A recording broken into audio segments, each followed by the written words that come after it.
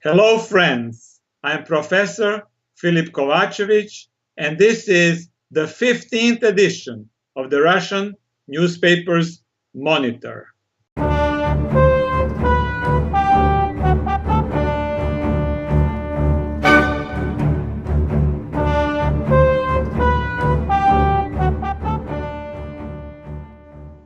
I hope you are doing well today. I would like to thank you for your positive comments and feedback. I'm very happy to hear that you appreciate my work. And thank you also for being a part of the NewsBud community. The best is yet to come this year. So let us begin our weekly roundup of the front page news in the major Russian newspapers. First today, I have a special treat for you. I will cover a newspaper I haven't covered before. The newspaper is called RBK, which is an acronym that stands for the Russian Business Consulting. This newspaper is a pro-Russian government daily business newspaper. There is also a TV channel under the same name. Let's look at the front page for the edition for January 10th, 2017. Here we find a big color photograph of Alexei Miller, the chairman of the board of the Russian natural gas giant Gazprom. In the photograph, Miller is placing a painted depiction of the Russian flag on the pipe of the Gazprom gas pipeline. The article headline states that Miller spoke of the breaking of the historical record for the Russian gas exports in 2016. The article reports Miller's statement made on January 9, 2017, that Gazprom set a new record in terms of its exports to Europe and Turkey in 2016. According to Miller, Gazprom exported 179.3 billion cubic meters of gas, which is 12.5% more than in 2015.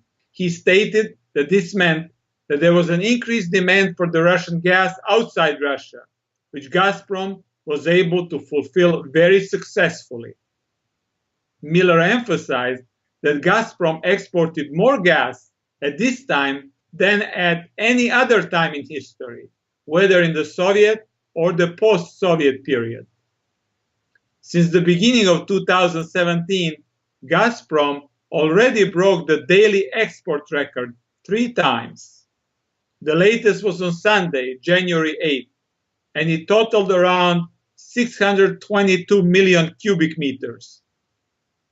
According to the experts contacted by the newspaper, one of the reasons for these record sales is the low price of natural gas. The GL asset management analyst Sergei Vakhrameyev stated that the gas price, just like the oil price, to which the gas price is tied with a 6 to 9 months time lag, has been uncommonly low this year. This led to the Western European countries, especially Germany, to use the opportunity to fill up their reserves.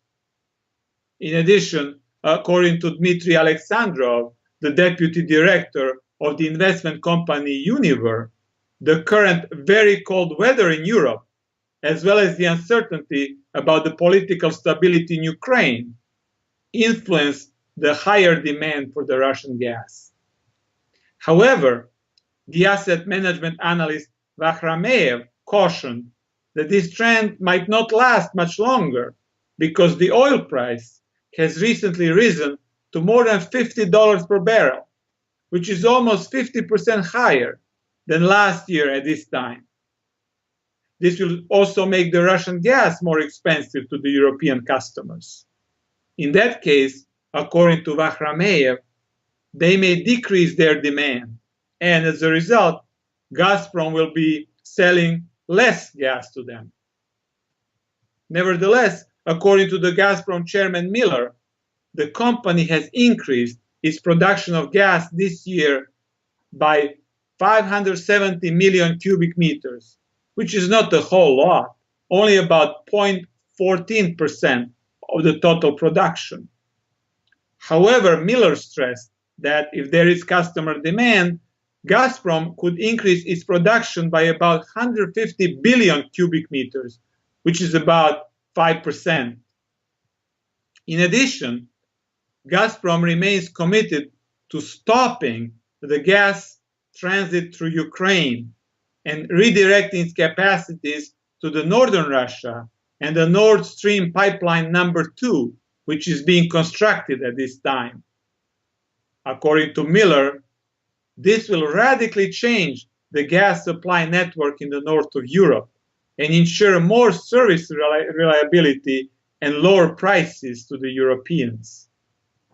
Miller left it unsaid, but this also means that Ukraine would suffer tremendous economic damage. The natural gas transit is definitely one of the key instruments that the Kremlin has been using to punish the geopolitically hostile government in Kiev. In my opinion, this article shows that the anti-Russian economic sanctions were not able to accomplish their intended purpose, which was to isolate Russia economically and bring about its economic collapse and political instability. The Europeans seem to be happy to purchase cheap Russian gas, no matter what the war party in Washington and Brussels wants to force them to do. The policies of Senator John McCain, State Department Assistant Secretary Victoria Nuland, the CIA Director John Brennan, and the NATO chief Jens Stoltenberg turned out to be total failures. And the sooner they exit political office, the better it will be for the political and economic well-being of the Europeans, the Americans, and the world at large.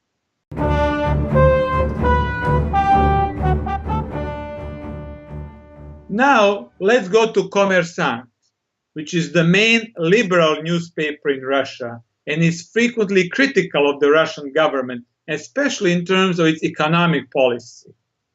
Let's look at the front page for the edition for January 11, 2017.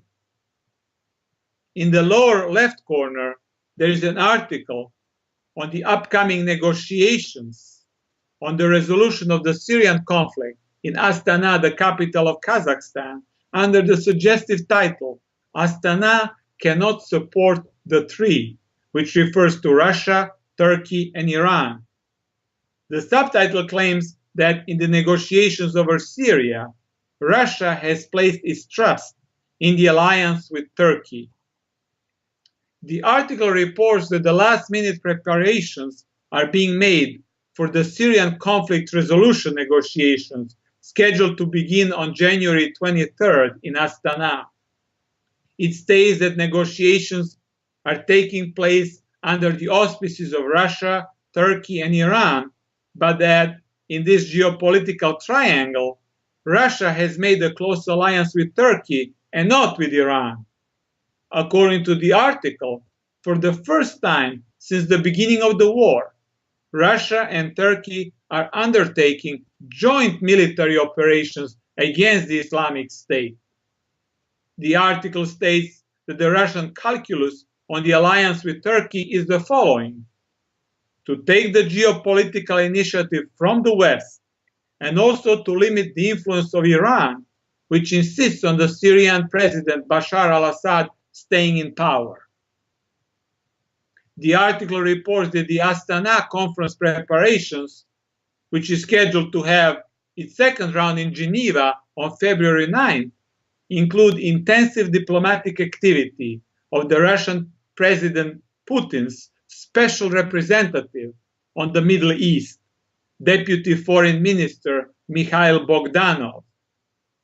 Bogdanov met in Moscow with Kadri Jamil, who is one of the leaders of the Syrian opposition.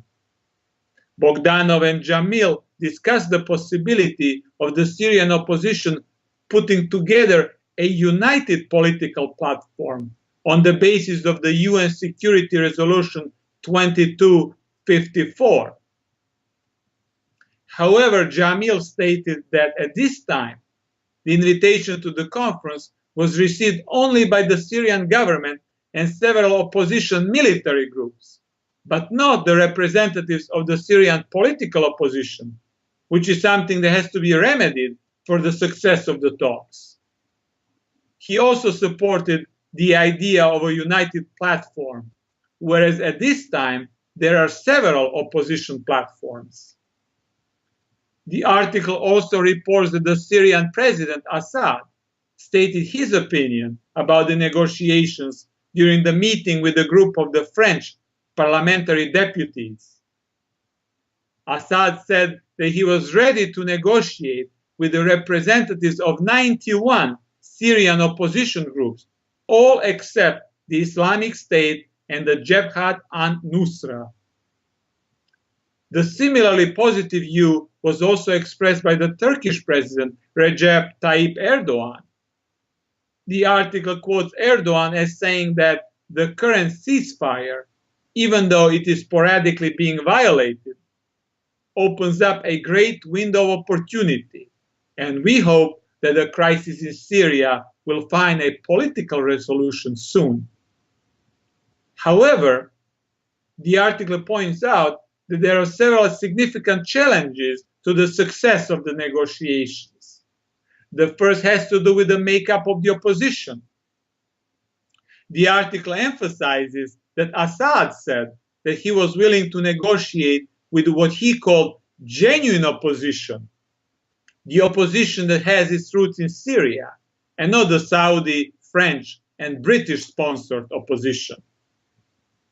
However, according to the article, it was unclear who was in charge of deciding which opposition is genuine and which is not. Secondly, in his remarks, Assad criticized the Turkish President Erdogan, saying that he did not trust him because he was, quote, an Islamist. He also criticized the recent purges in Turkey and called them exaggerated and anti-democratic. Another challenge for the negotiations is the fighting that continues near Damascus, in the valley of Wadi Barada, where the Syrian government forces are fighting against the militants of Jabhat Fath al-Sham, formerly Jabhat an-Nusra. In his statement, Assad claimed that this was necessary because the militants threatened to cut off the water supply to Damascus. However, the Syrian opposition considers the fighting a breach of the ceasefire and has called on Russia and Turkey to, quote, restrain Assad. According to the article, the claims of Assad also obtained support from the Admiral Ali Shahmani, the secretary of the Iranian National Security Council, who is visiting Syria at this time. Shahmani accused the Syrian opposition of using the ceasefire to regroup and planned further attacks on the government troops and the Syrian civilians. The article hints that Shahmani was also not too pleased with the increasing Russian-Turkish collaboration. While it is true that Iran is very much against the presence of the Turkish troops in Syria, I think that Iran is also willing to cooperate with Turkey on the resolution of the Syrian conflict, with Russia playing the mediating role. And so, in this instance, I detect the covert influence of the newspaper's editorial policy, which is to seek to downplay the possibility of the wider Eurasian geopolitical reconciliation. The editorial policy of the Commerçant is pro-Western and economically neoliberal. The article's title, which implies the disagreements among Russia, Turkey, and Iran, is also geared in that direction. At the same time, however, the article notes that there are many signs of very close Turkish-Russian military cooperation in Syria. In this respect, A very significant recent example is a Turkish attack on the town of El Bab, taken over by the Islamic State. In this offensive, which is still ongoing, the Turkish military has been assisted by the Russian planes, even though, as a member of NATO, Turkey should have had the primary assistance of the US-led Syrian coalition. According to the article, there are conflicting accounts as to why this did not happen. The Turkish government claims that the US did not want to help, where the US officials state that the Turks never asked. Whatever the true version is, the result is the same. Turkey is drifting away from NATO and closer to the Russian-led military alliance called Collective Security Treaty Organization and the Russian-Chinese Shanghai Cooperation Organization. This is a welcome geopolitical development. In my opinion, the hostile Western media campaign fueled by the CIA and the MI6 will bring Putin and Erdogan even closer together for the mutual benefit of their peoples and the idea of the Eurasian geopolitical and economic bloc. The Western imperialists, now colloquially referred to as globalists, will be left empty-handed and left to face the anger of their rapidly impoverishing populations. The election of populist leaders in the United States and Europe is the very visible and dramatic sign of that, and no efforts of various CNNs, BBCs, and Reuterses can push it under the carpet. Sorry guys, the European genie is out of the bottle.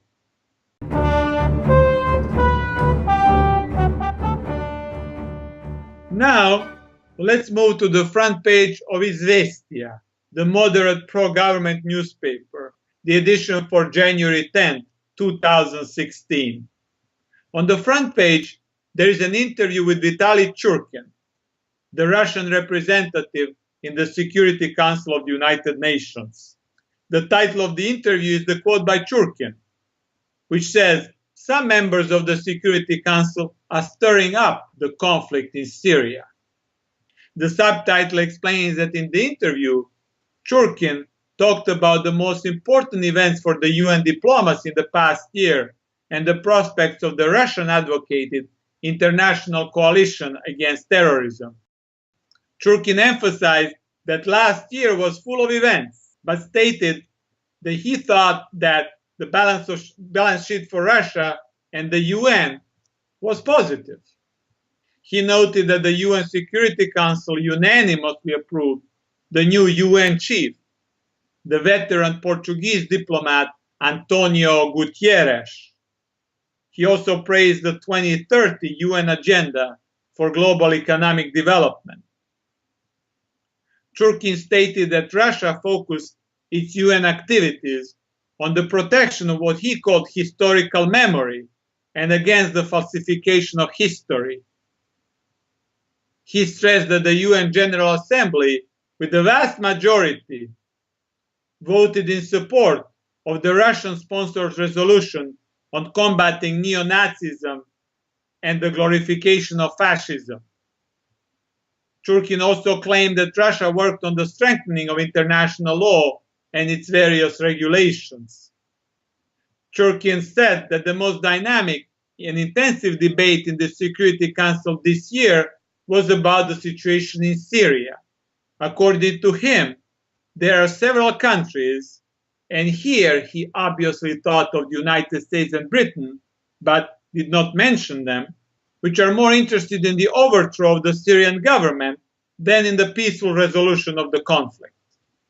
It was only at the end of 2016 that it was possible to pass two Security Council resolutions, 2328 and 2336, which opened the possibility of a sustainable ceasefire. Churkin emphasized that these resolutions were the result of joint Russian-Turkish efforts. He also noted that the outgoing US representative in the UN, Samantha Powell, proved increasingly unsuccessful in obtaining votes for the US initiatives in the Security Council. For instance, quite recently, for the US-sponsored resolution on the arms embargo for South Sudan, the US got only 7 votes, and 9 was required for the passage. Churkin said that he hoped that the new Trump administration would have a less confrontational approach than was the case with the Obama appointees. Churkin also recorded the Russian efforts to put together an international coalition for the fight against terrorism.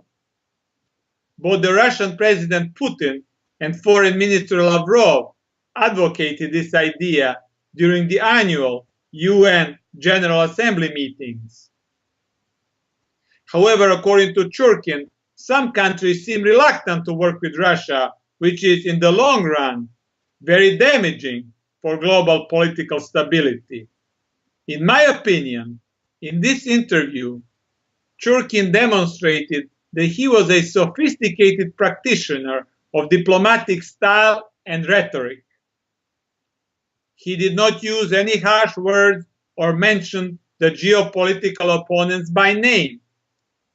Still, he was able to convey his dissatisfaction with the behavior of the Western powers.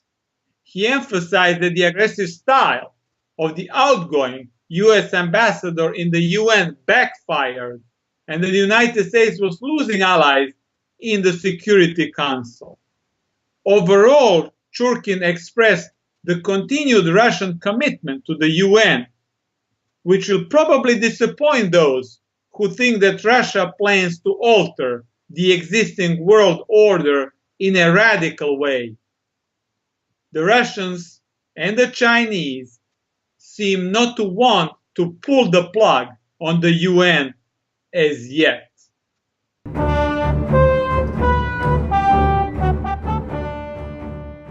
We'll stay with Izvestia, the moderate pro-government newspaper, and we look at the front page of the edition for January 12, 2017.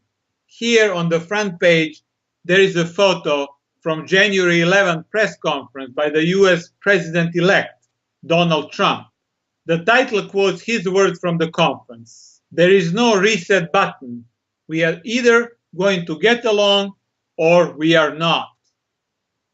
The subtitle explains that the Russian politicians and experts gave their opinion on Trump's statements. The article reports that the President-elect Donald Trump gave his first press conference since getting elected, and that the conference lasted for about an hour. The article notes that the current thinking in Russia is that Trump found himself under a very strong pressure from the anti-Russian political forces. Still, however, he appears committed to correct the existing US policy toward Russia in the direction of more pragmatic and positive mutual relations. The article quotes Trump as saying that he hoped that Russia and the United States would get along, but that it is also possible that they won't. The article reports the reaction to Trump's press conference by Konstantin Kosachev, the chairman of the International Affairs Committee in the upper house of the Russian parliament, the Federation Council. Kosachev stated that it was obvious that Trump was under, quote, monstrous pressure by those who are against improvement in the relations between the US and Russia. According to Kosachev, Trump was buying time and did not make any definitive statements either for or against Russia. Kosachev thought that it was too early for that. In his opinion, while the relations between the countries might not become easier under Trump, there was a chance that they will be more pragmatic. Another Russian politician, Alexei Pushkov, who is a member of the Federation Council's Defense and Security Committee, agreed with Kosachev. He stated that in the current hysteria surrounding the alleged Russian meddling into the US election process, it was not possible for Trump to completely isolate himself from the pressure. According to Pushkov, Trump had to take into consideration the anti-Russian attitudes of many in the political and media sphere and could not make more positive comments about Russia. Pushkov recalled that during the election campaign, Trump stated that the US and Russia could cooperate in the fight against terrorism. However, it was too early to expect any concrete steps in that direction, especially because Trump did not yet enter the White House. According to Pushkov, the vast majority of Washington insiders and US political elite want to force Trump to continue Obama's policies toward Russia. However, Trump made it clear during the press conference that he would not follow in Obama's footsteps. The article also reports the commentary of Nikolai Zlobin, who is the head of the Center on Global Interests based in Washington, D.C. According to Zlobin, Trump did not take sides on the issue of the alleged Russian hackers for a long time. Now he made a pragmatic concession, and he admitted that it was most likely that the Russian hackers were involved in order to help along the Senate confirmation of his cabinet nominees. But Zlobin thought that the whole hacking issue was already becoming a thing of the past. By next summer, he expected serious positive changes in the US policy toward Russia. He stated that both Trump and Putin cherish the image of pragmatic politicians outside of rigid ideological schemes, and that therefore there was no reason not to expect them to get along for the benefit of both Americans and Russians. In my opinion, Zlobin may be too optimistic and underestimate the power of the anti-Russian lobby in the United States. As I have said on several occasions, I think that this lobby is funded by the anti-Putin, Russian, Ukrainian, and Central European billionaires based in the United States and in the UK, who have been able to buy the political allegiance of many members of the US Congress and the British Parliament, as well as of some key media personalities, journalists, columnists, and academics. This war network has no plans to give up. They will constantly create new scandals for Trump and will try to prevent all and every step in the direction of the US and Russia getting along. This will be an uphill and extremely difficult fight for Trump, considering that even his own Vice President, Mike Pence, is a member of this lobby. I expect neither the alleged Russian hacking scandal nor the former MI6 agent's bizarre private intelligence report to go away into the media dustbin anytime soon. In fact, I think that the pressure on Trump will be amplified. The rogue group of billionaire warmongers ultimately want to make him resign the presidency.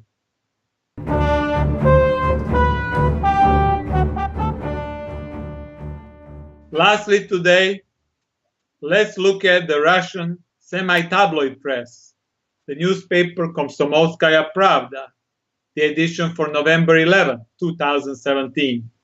On the right side of the front page, there is a photo of the outgoing US President Barack Obama.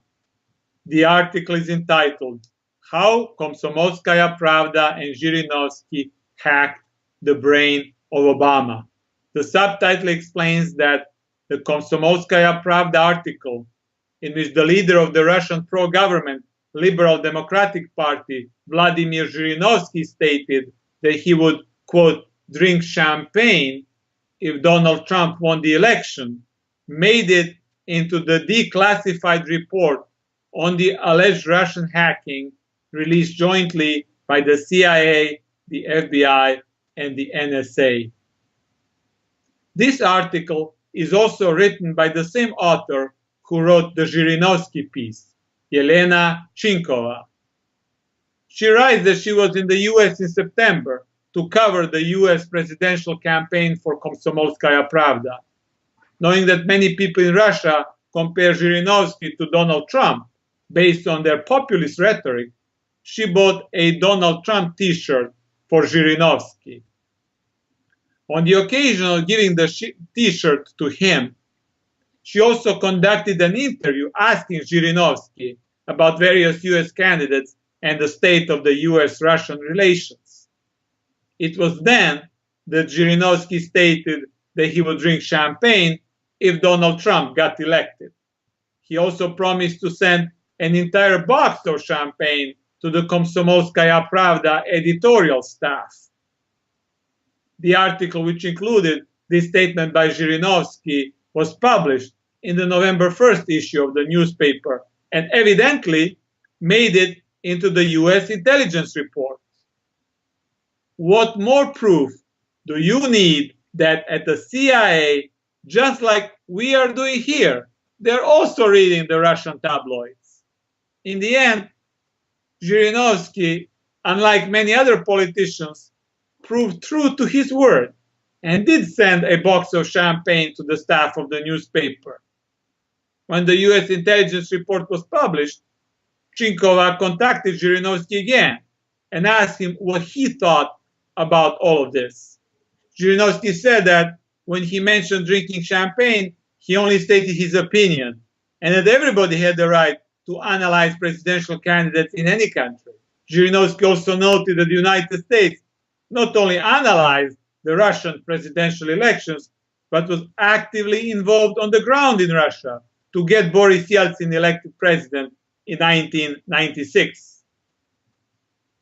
Zhirinovsky emphasized that this did not mean that the Russians did anything concerning the US presidential election, except expressing opinions as to what would be in the best national security interests of their country.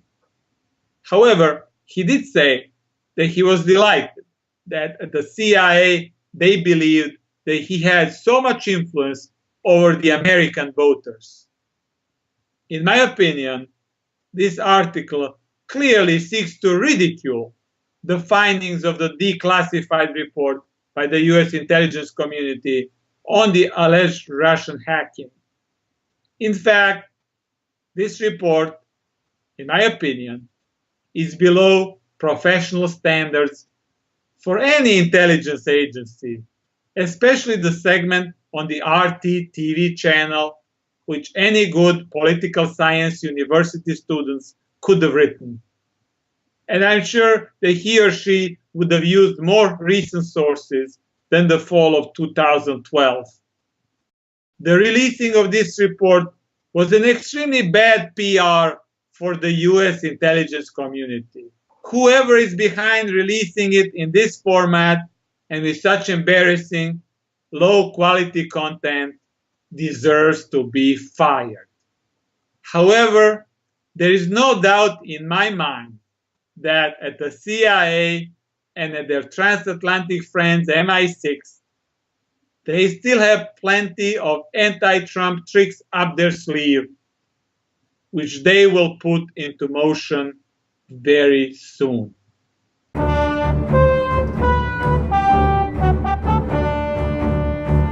Dear friends, this is all for today. Thank you for your time. Be cool and stay cool until the next edition of the Russian newspaper's Monitor. If you found this video useful, share it. NewsBud presentations are only made possible by our viewers. Subscribe to newsbud.com today to become part of the NewsBud community, where soon you will find exclusive content only available to our subscribers.